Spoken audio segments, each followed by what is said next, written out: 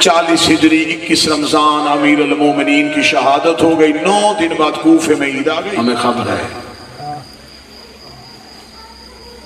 कि कोई आएगा जो बंद दरवाजों के ताले खोलेगा। कोई आएगा जो शिकस्ता कब्र पे खड़ा होके रो के कहेगा, उठ मेरी जद्दा, मैं तेरा इंतकाम लेने के लिए।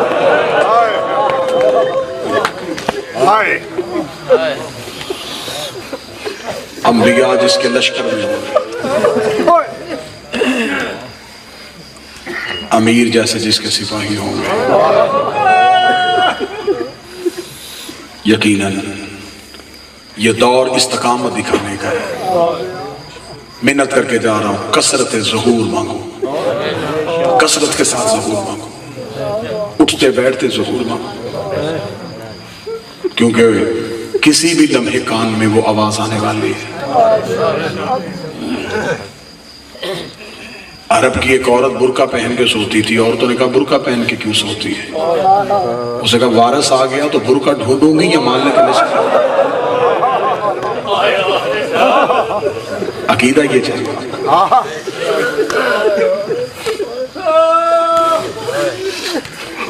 एक बूढ़ा रोजाना घोड़े पे बैठ के तलवार लेके चौक में खड़ा हो जाता था। ये भी अरब में से था। लोगों ने पूछा क्यों खड़ा है? उसे कहा कायम का लश्कर आ रहा है। एक दिन चंद लोगों ने उसे मजाक में कहा तू यहाँ खड़ा है, लश्कर तो शहर के बाहर आ गया है। उसने घोड़ा दौड़ाया और फिर वो वापस नहीं आया। यकीनन वो मालिक के लश्कर में पहुंच गया। एक शख्स ने मेरे शहनशाह से पूछा था, मालिक जिस दौर में आप में से कोई नहीं होगा उस दौर के शिया क्या करेंगे? फरमाया वो कौन सा दौर होता है जब हम नहीं होते?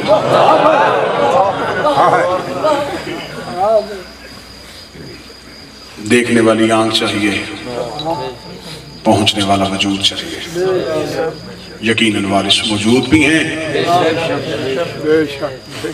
मुझे और आपको देख भी रहे हैं और सुन भी रहे हैं। क्योंकि इस वक्त मिंबर पे मैं हूं, मैं आपकी तर्जमानी करते हुए मालिक से मिन्नत करूंगा, मेरा वारिस हम पे करम फरमा, हमें इस मुश्किल दौर में इस्तकामत नसीब, हमें विलायत अमीर अल मोमिनीन जैसी नेमत से हमेशा सरफराज। मेरे बाद मेरे भाई आपको तफसीली शहादत सुनाएंगे, दो दर्द ताकि आंख में आंसू आए, रुखसार पे आए, मेरी आकिबत का और आपके आने का सामान होगा। दुआ करता हूं मेरा मालिक ईद करीब और बेटी यतीम हो।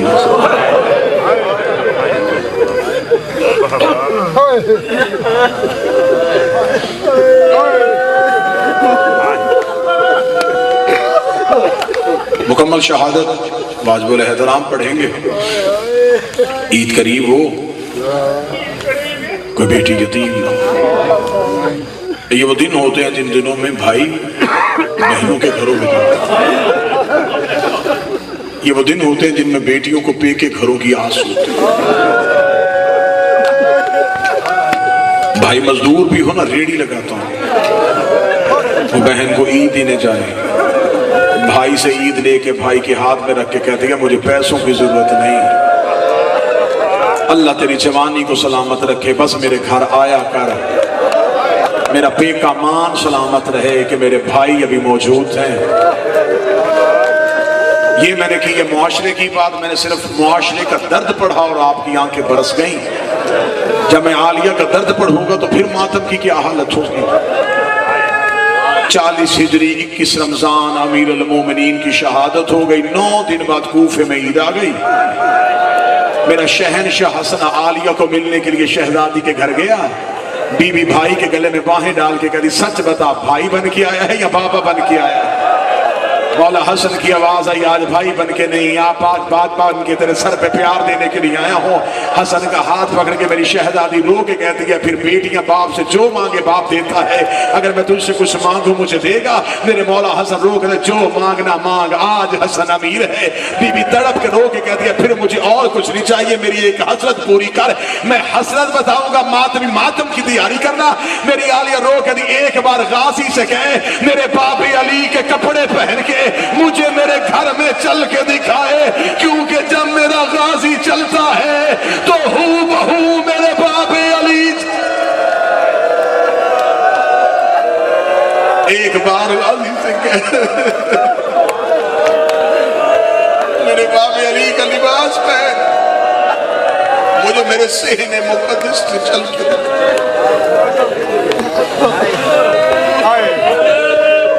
हमारा मालिक जल्द ज़हूर करे, ये घर आबाद हो, इन घर की शादी मुश्किल से गुजरी है कूफे में शहजादियों की। लोग हमसे कहते हैं कि तुम शिया ईद क्यों नहीं करते, हमसे पूछो तो सही ईद पे नुकसान क्या हुआ। मैं नफ्सियाती बात कह के मुसाए पढ़ने का आदमी हूं। बाबा जी मातमी है, मैं मिन्नत करके सवाल कर, किसी बेटी का 90 साल का बाप भी मर जाए ना ईद से चंद दिन पहले, हम साए ईद नहीं करते, अपने बच्चों से कहते नए कपड़े पहन के उसके घर न जाना, चंद दिन पहले उसका बाबा दुनिया से गया है। वो बेटियां ईद नहीं करती जिनका चंद दिन पहले बाप दुनिया से चले जाए। रख मेरे सर पे कुरान, 21 रमजान के बाद 9 दिन बाद कूफे में ईद आई है। अमीर अल मोमिनीन की बेटियां हसन के पास जाके कहती हैं, तेरी इज्जत की कसम कूफे से हमें कोई पुरसा देने के लिए।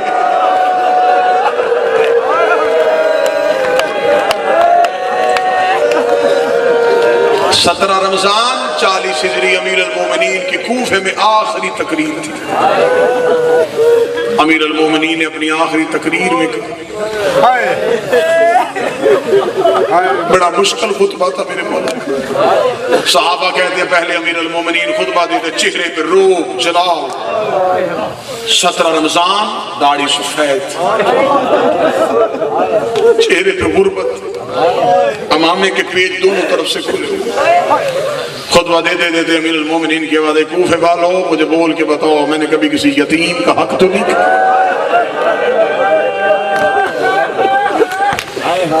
ना मेरा मौला, तू तो आदम इमाम है। इमाम रो के कहते हैं, फिर मेरे बाद यतीमों का ख्याल रखना, मेरे बाद यतीमों को सताना नहीं। अमीर अल मोमिनीन रोते रोते मिंबर छोड़ दिया। अमीर अल मोमिनीन के सहाबा की बात है, मालिक आज इस जुमले की समझ नहीं आई। मौला आज आपके चेहरे पे रोना, मौला आज आपकी आंखों में आंसू। रो के कहते मुझसे सवाल ना करो, आज कूफे के लोग अपनी औरतों को मेरे घर भेजना। आज कूफे की औरतें अमीर अल मोमिनीन के घर आए। मैं सदा से माफी मांग के जुमला पढ़ने लगा हूँ। अमीर अल मोमिनीन अपने घर के दरवाजे पे बैठ के, कूफे की औरतें आती गई। अली दरवाजा खोल के एक एक को दुआ देते हुए अपने घर के अंदर रुखसत करते रहे। घर के अंदर कूफे की औरतें चली गई, घर खचा खच भर गया। जनाब फिजा रवायत करती है, सारी जिंदगी अमीर अल मोमिनीन एक चिराग के अलावा दूसरा चिराग नहीं जलाने देते थे। आज अमीर अल मोमिनीन की आवाज है, फिजा घर के सारे चिराग रोशन कर।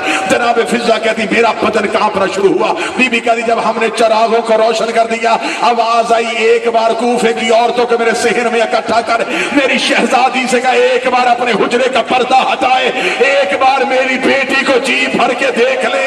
ऐसे ना हो ये दोबारा कूफे में आए और ये कहे हमने तो बिन्ते अली को देखा।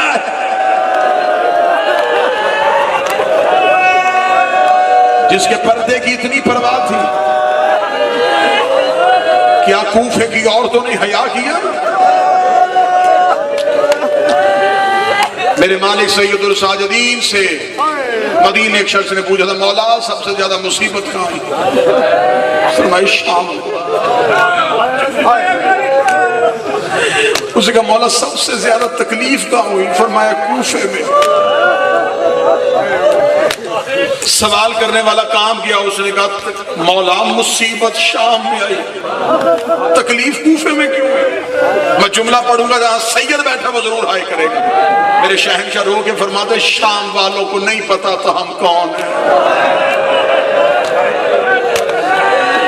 कूफे की औरतों को तो मेरी माँ कुरान पढ़ाती रही है।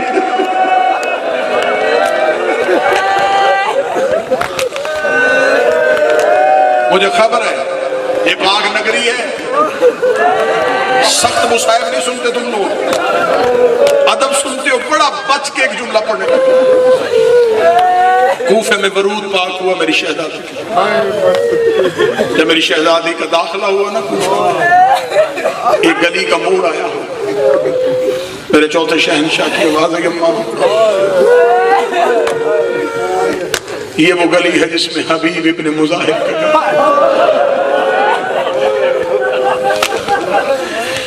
शहजादी देख के कहती है इनसे कहे हमें किसी और गली से गुजारे, इस गली से कुरान की आयतें नहीं गुजरी। मलाओं ने देखेगा नहीं हम यहां से गुजारेंगे। छत पे खड़ा था हबीब का बेटा, शहजादी की आवाज आई अच्छा बेटा सजाद फिर ऐसे कर, मेरा ऊंट इसके मकान की छत के करीब कर। करीब ही बताऊं अम्मा क्यों? बीबी रो कहती आ तो गई हूं इसे इसके बाबे का पुरसा ही देगी और तेरी करीबी के सदके। और मेरी शहजादी तेरे 18 मारे गए, तुझे रोने कोई नहीं आया। सब भाइयों की मारी गई, 9 भाई करबला में मारे गए, रोने को। बीबी का ऊंट हबीब के मकान की छत के करीब गया। दर्द बड़ा है लेकिन मैं रवायत बचा के पढ़ने लगा। हबीब का बेटा छत पे खड़ा, जो ही उसने शहजादी को देखा इसने कदम हटाने शुरू किया,